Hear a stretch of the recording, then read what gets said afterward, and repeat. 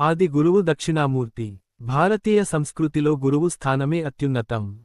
మనిషి అజ్ఞానాంధకారాన్ని తొలగించి జ్ఞానజ్యోతిని వెలిగించేవాడు గురువు. అందుకే గురువుని ప్రత్యక్షదైవంగా భావించారు.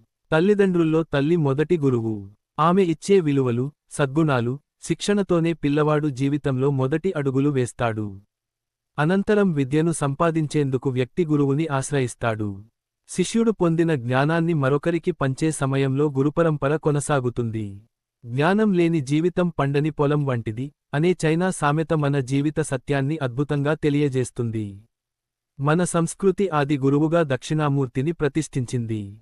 ఆయన జ్ఞానానందానికి నిధి. జీవితంలోని అజ్ఞానాన్ని తొలగించే పరబ్రహ్మ తత్వస్వరూపం. దక్షిణామూర్తి శ్లోకం. గురవే సర్వలోకానాం విషజే భవరోగిణాం నిధ్యే సర్వవిద్యానాం దక్షిణామూర్తయే నమః. ఈ శ్లోకం దక్షిణామూర్తిని మేధస్సుకు మూలం, జ్ఞానానికి నిలయం, జగత్తుకు గురువుగా స్తుతిస్తుంది. వటవృక్షం క్రింద మౌనమూర్తి. వటవృక్షం నీడలో మౌనముద్రతో ఉపదేశం చేస్తున్న దక్షిణామూర్తి మాటలు లేకుండానే బ్రహ్మజ్ఞానాన్ని ప్రసాదించే ఆచార్యుల ఆచార్యుడు. ఆయన బోధ మౌన వ్యాఖ్య, అది పరబ్రహ్మ తత్వాన్ని ప్రత్యక్షంగా అనుభూతి పరుస్తుంది. సారాంశం. గురువు అజ్ఞాన నివారకుడు దక్షిణామూర్తి ఆది గురువు, జ్ఞానప్రదాత మౌనవ్యాఖ్య, పరబ్రహ్మ తత్వ బోధ గురుపరంపర, సంస్కృతికి పునాది.